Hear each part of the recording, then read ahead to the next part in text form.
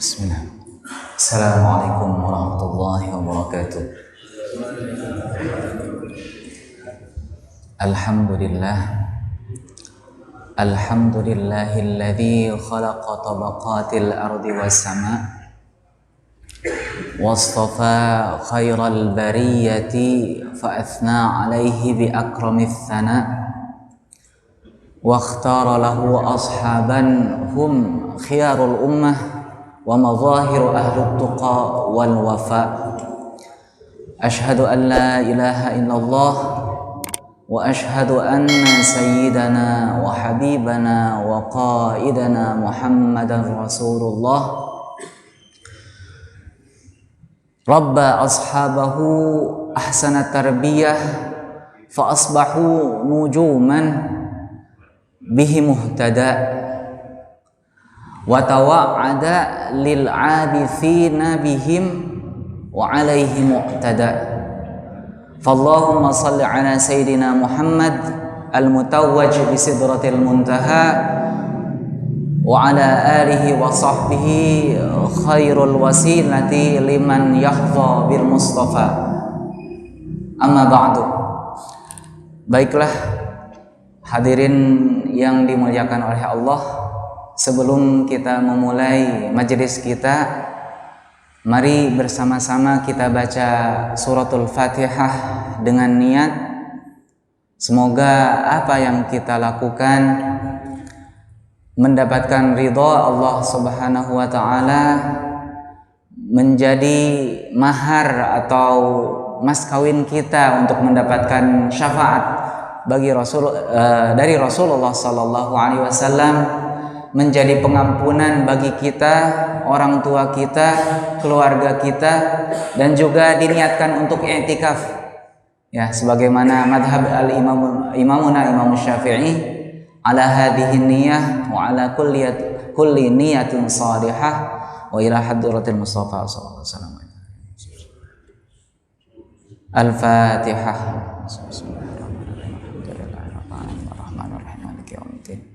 Ya kan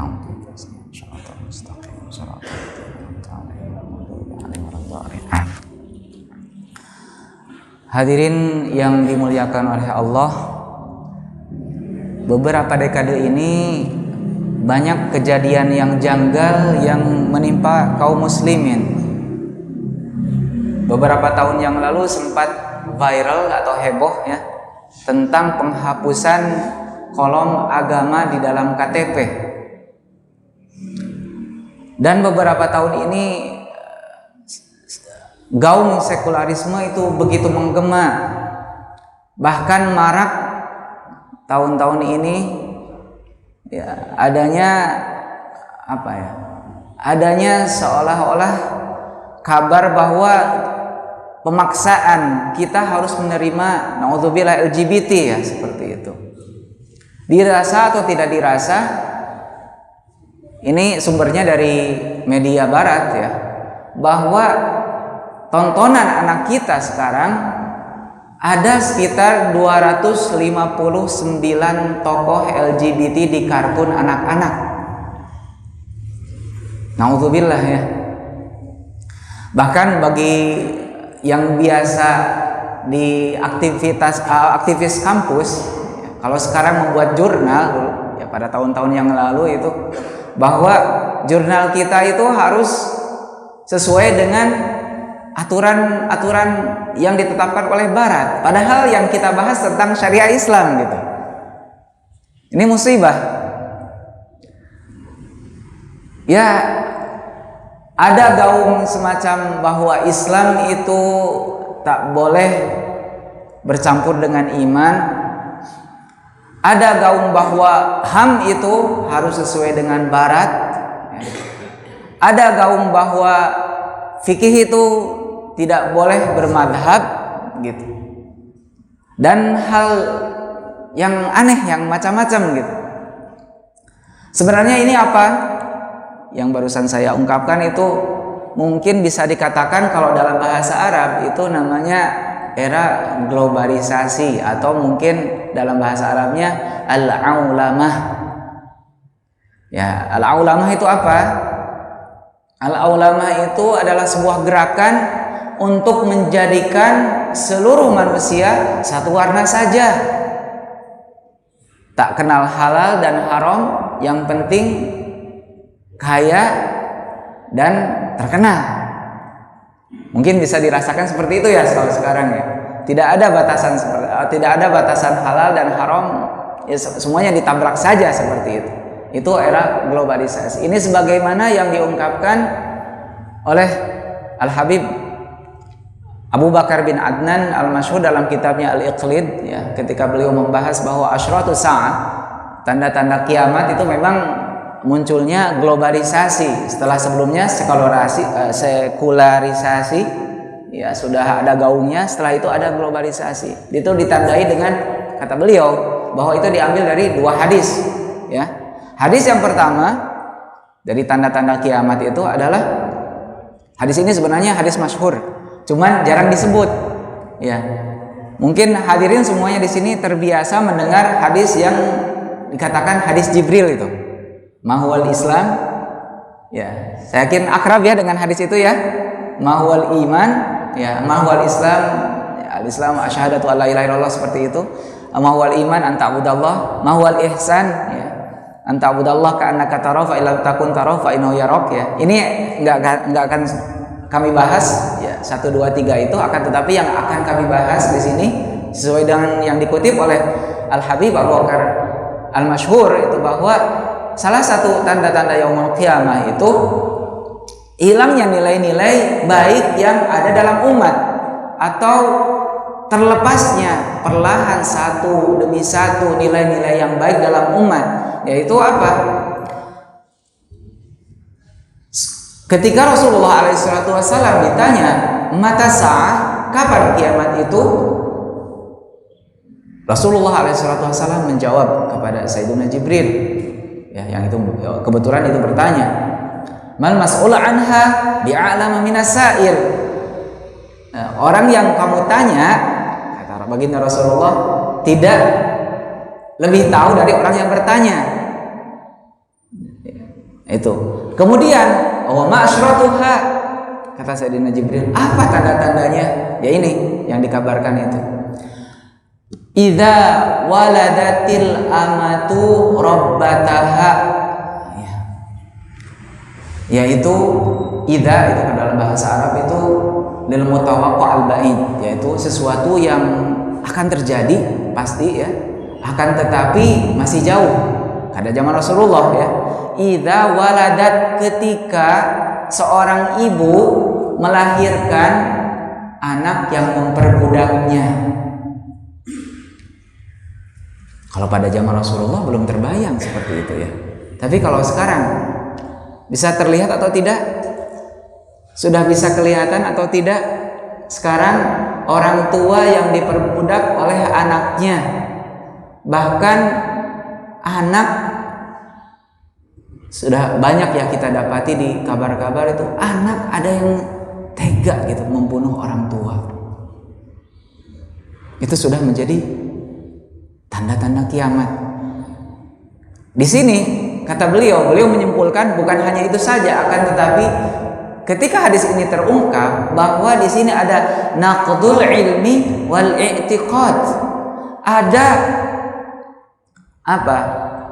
Pengikisan dari ilmu dan keyakinan bahwa dulu kalau kita bekerja itu harus mencari yang halal, kalau sekarang bukan yang halal yang dicari, akan tetapi yang penting terkenal, yang penting duitnya banyak.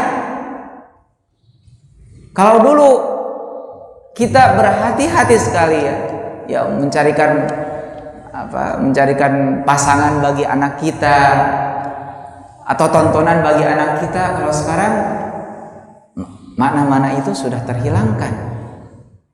Itu yang pertama. Beliau mengungkapkan hadis yang pertama. Ini sudah harus banyak beristighfar ya, karena memang ini sudah begitu dekat. Tapi itu bukan itu yang materi kita. Kita akan membahas tentang sahabat. Cuman ini perlu saya ungkapkan ya, karena memang ya, karena kita sudah dekat dan kita ada harus yang kita perbuat dalam keimanan kita. Hadis yang kedua, kata beliau dalam kitab itu masih dijelaskan, yaitu setelah pengetahuan dan juga adat istiadat yang baik dikikis, ada beberapa hal yang dikikis pula, yaitu hadis yang lain mengungkapkan latung qadonna urwatal Islam urwatan fa'urwah, yaitu tali Islam itu akan terlepas serpihan demi serpihan. Di akhir hadis beliau mengungkapkan awaluhunna al-hukmu, itu pertama kali yang terkikis itu adalah hukum. Orang sudah nggak peduli ya gitu, tetap terhadap halal dan haram ya.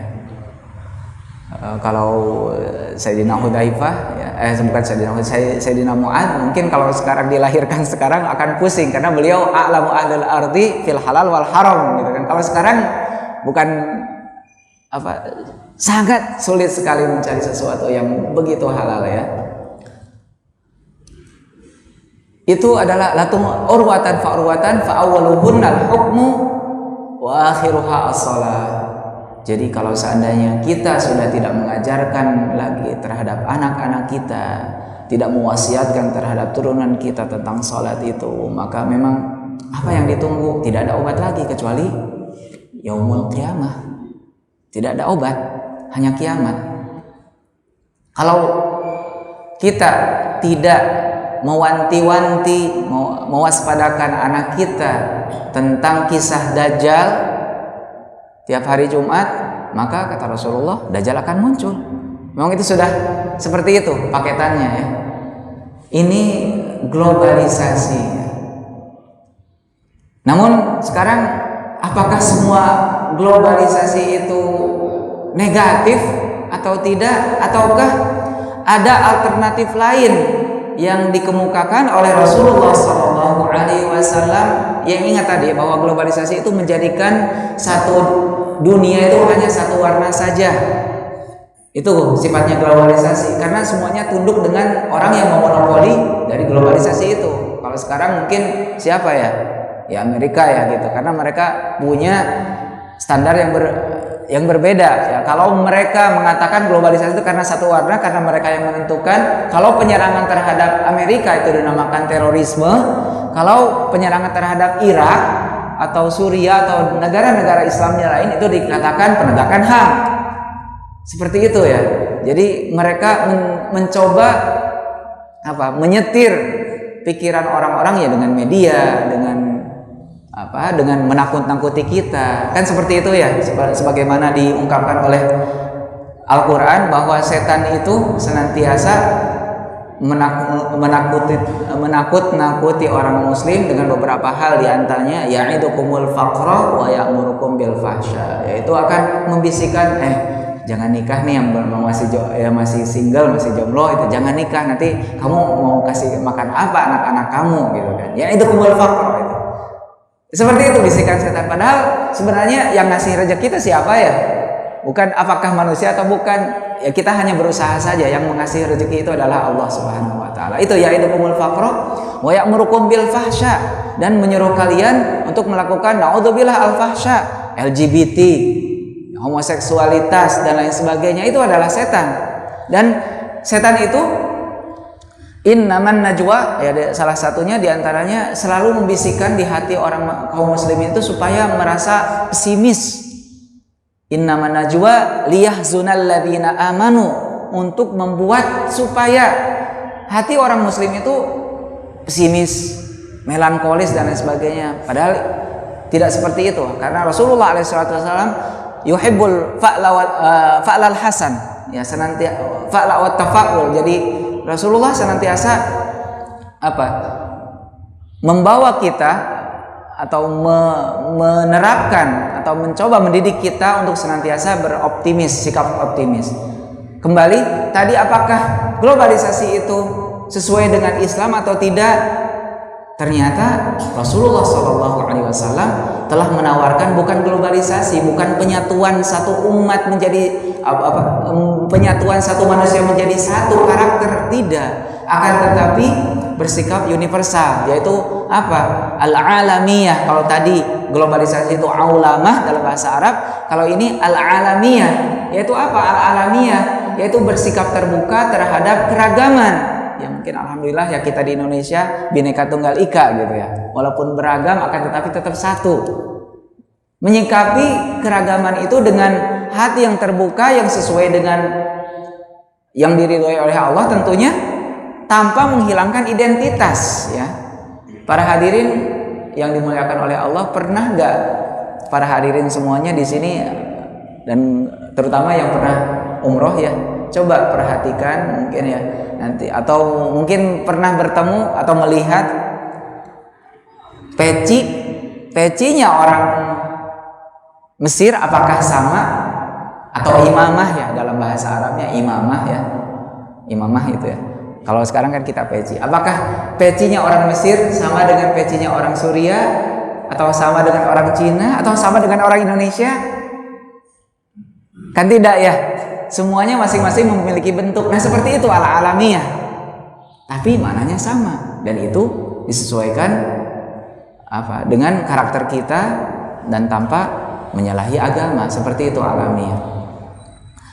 Hadirin yang dimuliakan oleh Allah, tentang keragaman ini atau contoh bagaimana kita menyikapi keragaman, kita memulai mengetuk pintu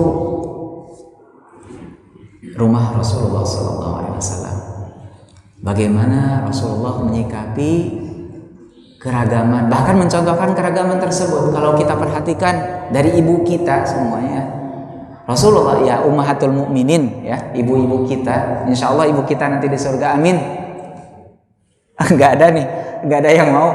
Insya Allah ummahatul mukminin jadi ibu kita nanti di surga, amin, amin ya. Rasulullah SAW sebagaimana menikah dengan orang yang lebih tua dari beliau, yaitu Sayyidah Khadijah, Rasulullah mencontohkan bagaimana kita bermuamalah jika kita menikah dengan orang yang lebih muda. Rasulullah SAW ketika menikahi Sayyidah Saudah yang memiliki badan yang lebih besar dari beliau, beliau mencontohkan bagaimana kita bermuamalah dengan istri yang tubuhnya lebih kecil dari kita, yaitu dari beliau, yaitu Sayyidah Sofiyah binti Huyai. Sebagaimana Rasulullah SAW memberikan contoh bagi kita bagaimana berumah tangga jika menikah dengan orang Arab ya. Rasulullah juga memberikan contoh bagaimana berumah tangga dengan orang non Arab, Sayyidah Sofiyah, Sayyidah Maria Al-Qibtiyah. Seperti itu. Rasulullah SAW mencontohkan bagaimana jika kita berbesan dengan orang yang paling dekat dengan kita, yaitu siapa dua teman yang paling dekat dengan Rasulullah? Sayyidina Abu Bakar dengan Sayyidina Umar. Sayyidina Abu Bakar siapa putri beliau yang dinikahi oleh Rasulullah? Sayyidah Aisyah kan? Sayyidina Umar putri beliau yang dinikahi Rasulullah siapa? Sayyidah Hafsah. Juga beliau mencontohkan bagaimana kalau kita berbesan atau kita memiliki keluarga dengan orang yang dulu sempat bermusuhan dengan beliau, yaitu beliau menikahi Sayyidah Sofiyah binti Huyai ya. Itu kan beliau adalah putri dari pemimpin Bani Nadir ya. Itu kan Huyai bin Akhtab itu kan Yahudi ya, pemimpin Yahudi Bani Nadir. Dan juga beliau menikahi Sayyidah Juwairiyah binti Al-Haris sebelum beliau Islam ya. Jadi segala contoh itu ada di Rasulullah. Dan saya yakin tidaklah sebuah rumah yang dihuni oleh orang muslim melainkan Rasulullah SAW telah memberikan contoh bagaimana bermuamalah, bagaimana menyikapi perbedaan seperti itu. Hadirin yang dimuliakan oleh Allah, banyak ya contoh ya, karena berhubungan dengan Rasulullah. Kalau Rasulullah gak mungkin habis ya tentang berbicara tentang Rasulullah. Tak apa-apa, tapi insya Allah mudah-mudahan berkah ya berbicara tentang Rasulullah. Saya tertarik bagaimana Rasulullah SAW menyikapi kondisi ini bersifat universal ya, kondisi perekonomian pas waktu di Madinah. Pas waktu di Madinah itu, Rasulullah Shallallahu Alaihi Wasallam datang ke Madinah beserta kurang lebih dari 450 muhajirin dengan waktu yang berbeda-beda, dan disambut oleh 500 ansor. Berarti jumlahnya berapa ya? 450 dengan 500 berapa? Hampir 1000 ya. Pada saat itu di Madinah, Yathrib ya, atau Thaibah ya. Kalau sekarang mungkin kalau para hadirin sering mendengar Thaibah dalam syair Arab, itu berarti dikatakan itu Madinah ya. Rasulullah SAW itu merupakan 20 Rasulullah dan para kaum muslimin yang tadi yang 1000 itu hidup di tengah-tengah 6000 orang yang lain, yaitu orang Yahudi 4000, 2000-nya masih animisme dan dinamisme seperti itu. 20% itu tentunya ketika Rasulullah SAW sampai ke Madinah, perekonomian dipegang siapa? Dipegang orang Yahudi. Bahkan ada beberapa pasar pada saat itu ya di Madinah, karena Madinah ini cenderung lebih ke ini ya, lebih mereka mata pencahariannya petani, karena Madinah itu pada saat dimasuki oleh Rasulullah SAW terdiri dari 59 kampung ya, 59 kampung. Berbeda dengan Makkah. Kalau Makkah mereka rata-rata mata pencahariannya orang Makkah itu adalah pedagang. Nah, Rasulullah SAW ketika memasuki Madinah ada sesuatu yang janggal gitu. Ini semua perekonomiannya dipegang oleh orang kaum Yahudi. Bahkan ya, di pasar Bani Qainuqa saja itu ada sekitar 300 toko emas yang semuanya dipegang oleh orang Yahudi. Lalu apakah Rasulullah SAW hanya berpangku tangan ya, hanya menyelenggarakan ibadah, mengaji, kemudian beliau ini memasrahkan ya masalah rumahnya atau masalah pakaian, masalah makanan kepada Yahudi? Ternyata tidak. Rasulullah SAW melihat, bahkan Rasulullah pernah melihat ketidakadilan yang dilakukan oleh Yahudi. Waktu itu orang Muslim mendirikan jongko atau toko ya, dan itu dirusak oleh orang Yahudi. Dan Rasulullah tidak terima seperti itu. Dan Rasulullah SAW menjadi Nabi satu-satunya dan menjadi Rasul satu-satunya yang mendirikan pasar. Kalau yang pernah ke Madinah, itu di bagian barat Madinah itu sebagiannya masih ada ini ya, sisi pasar. Ada pasar kan sedikit ya, bagian barat itu kalau dulu dinamakan pasar Manakhoh.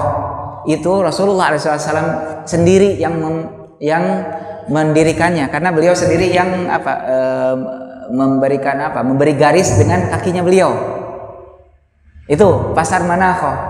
Dan luar biasanya ya, pasar ini setelah didirikan, memang di sana ada beberapa aturan yang diterapkan oleh Rasulullah. Beberapa diantaranya yaitu tidak boleh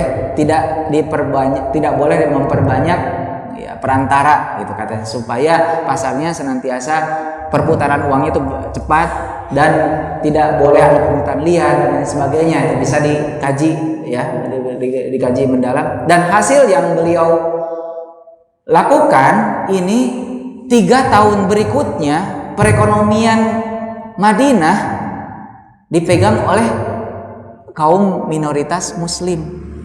3 tahun berikutnya, bahkan tahun 7 Hijriah, selepas Sulhul Hudaybiyah, setelah perjanjian Hudaybiyah, ketika kaum musyrikin di Makkah itu mereka tertimpa krisis ekonomi, Rasulullah SAW menawarkan program pemulihan krisis ekonomi begitu cepat ya. Ya karena kalau agama Rasulullah SAW, kalau kita mengenal ya Siddiq ya, Siddiq itu adalah martabat di bawah para nabi. Apakah orang yang mencapai derajat Siddiq itu tentunya siapa ya? Sayyidina Abu Bakar Siddiq ya. Apakah hanya zikir saja, hanya memegang tasbih saja, hanya beribadah saja? Ternyata tidak. Rasulullah SAW mengutus Sayyidina Abu Bakar Siddiq untuk menjadi utusan perdagangan ke Busra di Syam ya, untuk mengecek, ya, memperhatikan, ya, meriset apa saja yang dibutuhkan. Kira-kiranya ada beberapa komoditi yang bisa dibawa ke Madinah sehingga nilai tawar pasar di Madinah mendunia. Seperti itu Rasulullah Sallallahu Alaihi Wasallam. Itu cara Rasulullah menyikapi perbedaan, cara Rasulullah menyikapi keterpurukan. Jadi bukan kalau hanya satu kondisi itu hanya kita bersiap untuk satu kondisi saja, itu Rasulullah tidak diutus untuk hal itu. Akan tetapi bagaimana kita bermuamalah, bagaimana kita menyikapi sesuatu yang berbeda dari kita dan melakukan atau menyebarkan energi positif di kondisi tersebut. Hadirin yang dimuliakan oleh Allah, begitu banyak, ya, kemuliaan yang Allah berikan kepada kita. Di antaranya yang paling besar adalah Rasulullah SAW yang membawa iman dan Islam, ya. Setelah itu bukan hanya Nabi saja, ya, akan tetapi Allah mengaruniakan kepada kita yaitu para sahabat Rasulullah SAW yang menyertai beliau, dan itu sudah sunnah Rasulullah, ya, sunnah Allah, sunnah Allah. Karena tiap-tiap Nabi itu biasanya memiliki sahabat. Kita lihat di Bani Israel, ada yang tahu berapa yang dipilih oleh Nabi Musa, berapa orang? Ada 70 orang yang dipilih oleh Nabi Musa. Ya, waqtara Musa qaumahu 70 rajulan, ya, di dalam surat Al-A'raf itu. Dan Nabi Musa memilih 70 orang menjadi pilihannya. Nabi Isa ada siapa? Ada Hawariyin namanya, ya, yang menyertai Nabi Isa. Rasulullah SAW dihadiahkan oleh Allah itu siapa? Para sahabat, ya, para sahabat yang menurut kitabnya atau bukunya, ya, kalau bahasa Arab memang kitab, ya, bukunya Dr. Imad Khalil dalam bukunya Dirasah atau riset tentang Al-Hadis An-Nabawi itu dijelaskan bahwa jumlah para sahabat ini, ya, dengan menghitung luas Masjidil Haram pada saat itu, tempat tawaf dan tempat sa'i, itu jumlahnya sekitar 124.000. Itu artinya sebagaimana riwayat yang diriwayatkan oleh Imam Abu Dawud bahwa jumlah Nabi itu ada berapa? 124.000. Ternyata hampir sama, ya. Dan juga bahkan pernah ada yang masih ingat hitungan atau jumlah pasukan kaum muslimin pada perang Badar ada berapa? Ada 313. Pada saat itu ketika Rasulullah SAW menghitung jumlah tentara, ternyata ada 13. Tahallala wajhu sallallahu alaihi wasallam syarif. Ketika melihat bahwa jumlah pasukannya ada 313, wajah beliau berseri-seri. Kenapa berseri-seri? Katanya ini adalah jumlah pasukan Talut ketika menyeberangi sungai. Dan tidaklah menyeberangi sungai itu kecuali mereka orang yang beriman. Dan itu 313 itu adalah jumlah para Rasul alaihissalatu wassalam. Seperti itu, ya, sudah sunnatullah. Tapi di sini ada sedikit perbedaan tentunya antara sahabat-sahabat Nabi Musa, Nabi Isa dengan sahabat Rasulullah SAW. Al-farqu syasi', kalau bahasa Arab itu bedanya jauh sekali gitu. Kalau seandainya Nabi Musa 70 orang itu pernah hadirin di sini pernah mendengar gak, yaitu yang kaum Nabi Musa yang disambar halilintar, karena ingin melihat Allah secara zahir, ya, naudzubillah, ya. Jadi mereka itu orangnya materialis, ya. Jadi segala sesuatu harus tampak terindra. Masa Allah harus terindra? Kalau kita bukan seperti itu. Kita itu beriman, iman itu dalam hati, Allah itu dalam hati, gitu kan. Tidak mungkin terindra, ya. Kalau mereka meminta seperti itu, setelah dipilih meminta seperti itu, akhirnya Allah apa? Akhirnya Allah mengutus halilintar untuk menyambar 70 orang itu. Sampai Nabi Musa gak habis pikir, ya Allah, gitu. Ini bagaimana engkau ya Allah ya, ya Rabb, lau syi'ta ahlaktahum min qablu wa iyyai, kata. 70 orang yang aku pilih engkau bunuh gitu. Terus saya mau kembali ke Bani Israel, terus mau bilang apa? Orang-orang soleh aja engkau bunuh gitu. Terus siapa lagi yang engkau tinggalkan gitu. Itu Hawariyin juga sama. Yang dipinta untuk membuktikan kenabian itu apa? Oleh Hawariyin mintanya apa? Mintanya hidangan. Kalau para sahabat kita lihat ya, tidak minta hidangan. Bahkan diriwayatkan oleh Imam Tirmidzi di kitabnya Syama'il mengatakan bahwa Ahlus Suffah ya, Ahlus Suffah itu orang-orang yang tidak ya sebatang kara mereka yang dirawat oleh Rasulullah, itu jumlahnya sekitar 300-an. Kalau di Masjid Nabawi itu di belakang ini ya, kalau yang pernah ke sana itu insya Allah semuanya insya Allah sampai sana, amin amin, dan yang pernah ke sana lagi insya Allah, amin.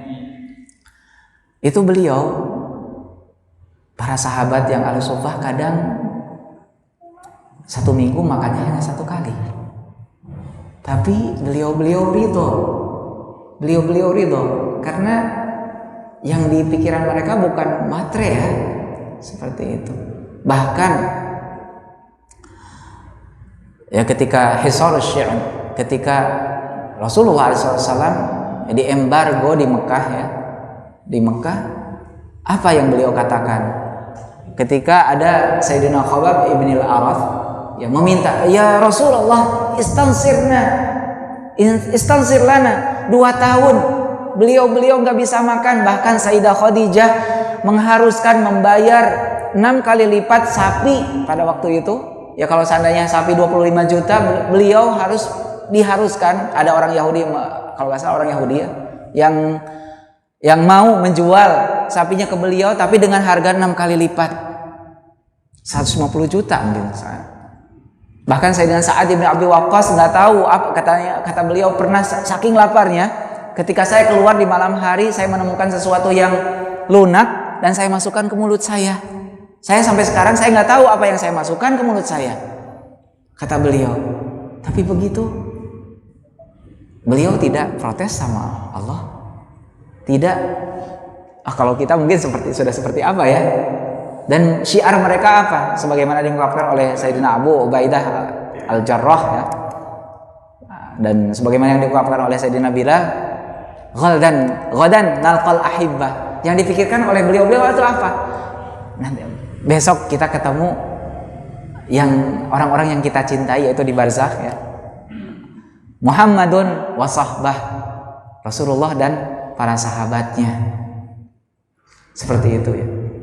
Hadirin yang dimuliakan oleh Allah, yang mengingat waktunya hampir sudah siang ya. Coba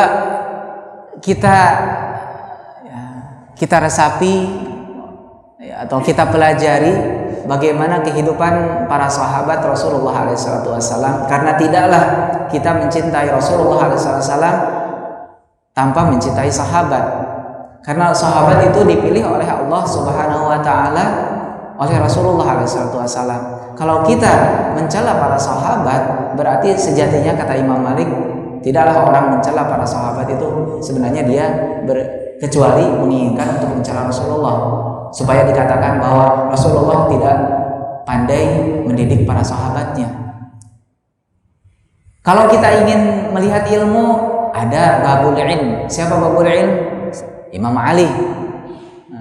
Kalau kita ingin coba kita pelajari apa pola hidup dan sejarah Imam Ali, bagaimana beliau berperilaku, bagaimana cara beliau mengarungi kehidupan seperti ini. Kalau ingin kita belajar tentang bagaimana sikap adil, ada Umarul Faruq ya, alladzi yufarriqu bainal haqqi wal batil. Bagaimana Sayyidina Umar menjadi proyek percontohan sikap pemimpin yang adil, yang tidur tanpa ada kawalan ya, tidur di jalan seperti itu saja gitu, tidur di jalan tanpa ada kawalan, tidak ada spring bed dan lain sebagainya, tidak ada pengawal dan lain sebagainya. Atau Kita lihat bagaimana seorang yang memiliki keteguhan iman sebagaimana Sayyidina Abu Bakar. Sayyidina Abu Bakar ya As-Siddiq ya. Atau bagaimana kalau ini saya ingin ya menjadi tokoh yang bisa mempersatukan orang-orang yang bercerai-berai. Kita lihat siapa? Rasulullah SAW menjelaskan, kita lihat sosok Sayyidina Imam Hasan. Rasulullah mengatakan bahwa inna ibni hadza sayyid ketika Rasulullah khutbah Jum'ah ya. Jadi pas waktu itu khutbah Jum'ah ya, maka mungkin madhab Malikiyah mereka memperbolehkan kalau seandainya ada soal di tengah Jumat, kalau memang soal itu berkaitan tentang maslahat sholat Jumat. Tapi kalau kita nggak boleh ya, madhab kita nggak boleh. Nah seperti itu ya. Jadi madhab itu dibuat untuk kemudahan kita ya.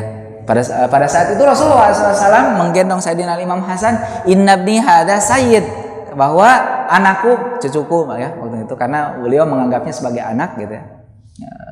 Sibtun ya kalau dalam bahasa Arab, karena cucu itu ada dua, ada hafid, ada sibtun. Kalau bahasa Arab sibtun itu cucu dari anak perempuan, kalau cucu anak dari laki-laki itu namanya hafid. Ini inna ibni hadza sayyid ya, bahwa anakku ini adalah tuan ya, sayyidu syababi ahli jannah ya, yuslihu baina fi'ataini 'azimataini minal muslimin, yaitu yang menyatukan kedua kelompok besar dari umat Islam. Maka ketika para sahabat berselisih sebagaimana kita dalam rumah tangga pun berselisih, akan tetapi berselisihnya sahabat tidak tanpa mereka menyimpan kedengkian terhadap saudaranya. Bahkan diriwayatkan oleh Imam Al-Husain sendiri, ketika terjadinya Ma'rakatul Jamal, terjadinya perang Jamal itu, yang ada perselisihan antara Sayyidina Ali dengan Sayyidina Thalhah dan Sayyidina Zubair, Sayyidina Ali tidak pernah menyimpan dendam terhadap Sayyidina Thalhah dan Sayyidina Zubair. Bahkan ketika dibacakan ayat wa naza'na ma fi sudurihim min ghillin, dan itu artinya ayat itu, dan ketika yang sifat orang mukmin itu dicabut dari hatinya kedengkian terhadap saudaranya, Imam Ali berkata, ya Allah, Allahumma ja'alhu fiyya wa fi Zubair wa Thalhah. Ya Allah, jadikan ya ayat yang tersebut itu, ya maksudnya sifat-sifat orang mukmin yang tidak ada kedengkian itu bagi saya dan Sayyidina Thalhah dan Sayyidina Zubair. Seperti itu ya para sahabat, mencontohkan kita bagaimana bersikap, bagaimana kita berselisih, bagaimana kita menyikapi keragaman. Dan mudah-mudahan ya dimulai dari waktu sekarang coba kita terapkan kepada keluarga kita ya, bagaimana sih anak kita didik menjadi Sayyidina Abu Bakar, bagaimana supaya kita isi lembaran-lembaran kehidupan kita, libatkan emosi kita, sehingga mungkin bisa jadi di mimpi-mimpi kita bersama-sama Sayyidina Abu Bakar, bersama Sayyidina Rasulullah SAW, kehidupan kita di dunia dan kehidupan kita di akhirat bersama beliau. Amin ya rabbal alamin. Aqulu qouli hadza wa astaghfirullah li wa lakum. Wassalamualaikum warahmatullahi wabarakatuh. Assalamualaikum warahmatullahi wabarakatuh.